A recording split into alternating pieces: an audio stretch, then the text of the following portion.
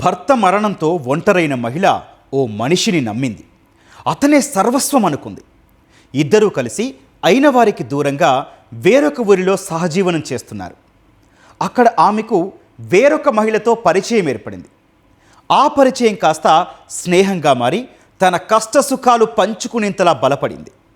అదే ఆ మహిళ పాలిట శాపంగా మారింది. చివరకు స్నేహితురాలి ఇంట్లోని బావిలో శవంగా తేలింది. అసలేం జరిగింది? ఆమె ఎలా చనిపోయింది? ఇది హత్య లేక ఆత్మహత్య?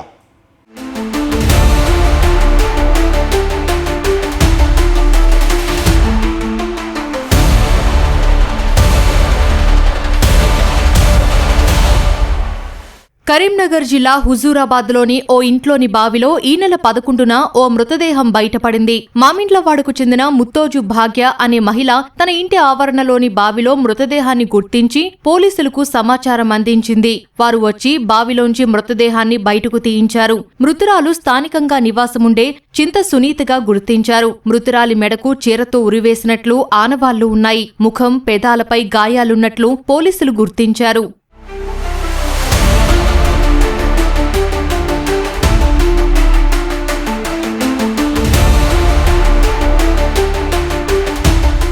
పోతిరెడ్డిపేట గ్రామానికి చెందిన 35 ఏళ్ల చింత సునీత, కుమార్ దంపతులకు 2 ఆడపిల్లలు సంతానమున్నారు. 5 ఏళ్ల కిందట కుమార్ మృతి చెందాడు. అప్పటి నుంచి సునీత మోతే కిరణ్ అనే వ్యక్తితో సహజీవనం చేస్తోంది. ఇద్దరూ కలిసి హుజూరాబాద్లోని మామిండ్లవాడలో నివాసముంటున్నారు. సునీతకు తన ఇంటి పక్కనే ఉండే భాగ్య అనే మహిళతో పరిచయమై మంచి స్నేహితులుగా మారారు. తన కష్టసుఖాలన్నీ సునీత భాగ్యతో చెప్పుకునేది. భాగ్య, సునీతల మధ్య బలపడిన స్నేహం కిరణ్ కు ఏమాత్రం నచ్చలేదు. తనతో మాట్లాడొద్దంటూ పలుమార్లు సునీతని హెచ్చరించాడు. మోతే సునీత హస్బెండ్ చనిపోయి 5 years అవుతుంది. 2 అమ్మాయిలు ఉంటారు. పెద్ద పాప 13 years, చిన్న పాప 9 years ఉంటుంది. పెద్ద పాప 8th class, చిన్న పాప 5th class. 2 different government hostels లో చదువుతారు. ఆ పిల్లలతో యుక్తంగా పొద్దున సొంత గ్రామం అయినప్పటికీ కూడా భర్త చనిపోయిన తర్వాత హుజూరాబాద్ లో వచ్చి ఉంటూ కిరణ్ అనే వ్యక్తితోటి సహజీవనం సాగిస్తుంది. లాస్ట్ 5 years నుంచి ఇద్దరు కూడా సహజీవనం సాగిస్తున్న క్రమంలో ప్రతి రోజు కూడా అతనికి గొడవలు అయ్యాయి. ఈ పిల్లలకు కూడా చాలా ఇబ్బంది పెడుతున్నాడు అని చెప్పి కావాలని ఆ అమ్మాయి తీసుకెళ్లి లాస్ట్ ఇయర్ ఇద్దరిని హాస్టల్లో పెట్టడం జరిగింది. నైబర్ గా ఉన్న భాగ్య అనే ఒక లేడీ తోటి సునీతకి చాలా కాలంగా స్నేహం ఉండేది. ఆమె వద్దన్నా కానీ ఇద్దరితో గొడవ అయితే ఆమెకు ఎవరు లేనందువల్ల భాగ్యతోటి చాలా దగ్గరగా ఉంటూ కిరణ్ తోటి గొడవ అయినప్పుడు వాళ్ళ ఇంటికి వెళ్ళి పడుకోవడము, వాళ్ళ ఇంటి దగ్గర ఉండటం అది జరుగుతుంటే ఇతనికి నచ్చేది కాదు. బికాస్ భాగ్య అనే లేడీ కొంత బయట తిరుగుతుంది, వ్యభిచారం చేస్తుందేమో అనేది ఇతనికి అనుమానం ఉండే. సునీతతో కూడా వ్యభిచారం చేపిస్తుందేమో అనే భయంతో గొడవలు అవుతూ ఉండేది. ఆ రకంగా ఇతను బాగా తాగుడుకు అలవాటు పడ్డాడు.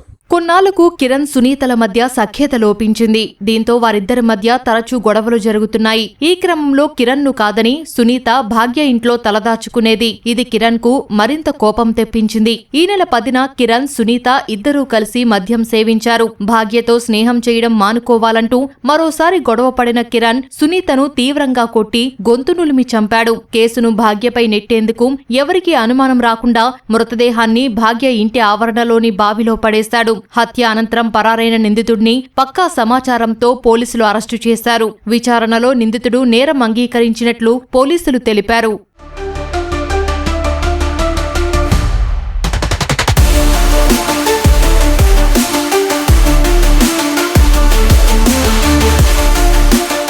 ఎంత వద్దన్నా భాగ్య ఇంటికి వెళ్ళటము, భాగ్య వాళ్ళ కొడుకు కూడా ఒక 10,000 రూపాయలు ఆ నగదు అప్పుగా ఇచ్చింది. డబ్బు విషయంలో కూడా గొడవలు అవుతుంటే ఆమె ఎదురు తిరుగుతుంటే ఇక లాభం లేదు, నన్ను అనవసరంగా నా మాట వినడం లేదనే ఉద్దేశంతో ఆమె చంపాలని ప్లాన్ చేసుకొని 10వ తారీఖు రోజు ఆమెకి ఇద్దరు కూడా ఆల్కహాల్ తీసుకున్నారు.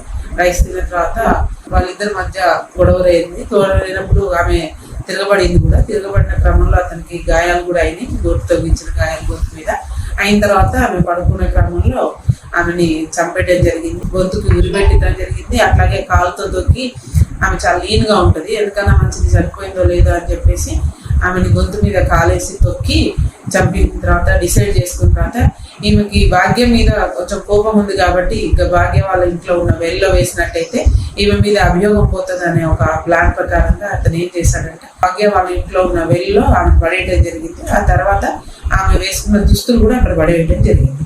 అదే విషయం మాకు ఈ రోజు అతన్ని అరెస్ట్ చేసిన తర్వాత ఆయన కన్ఫెస్ చేశాడు. ఒంటరితనంతో మరొకరికి దగ్గరైన సునీత అతని కోసం కన్న పేగును సైతం దూరంగా ఉంచింది. అతని వేధింపుల వల్ల తల్లి మమకారానికి దూరమైన ఆ ఇద్దరు చిన్నారులు ఇప్పుడు తల్లిని పోగొట్టుకొని అనాథలుగా మారారు.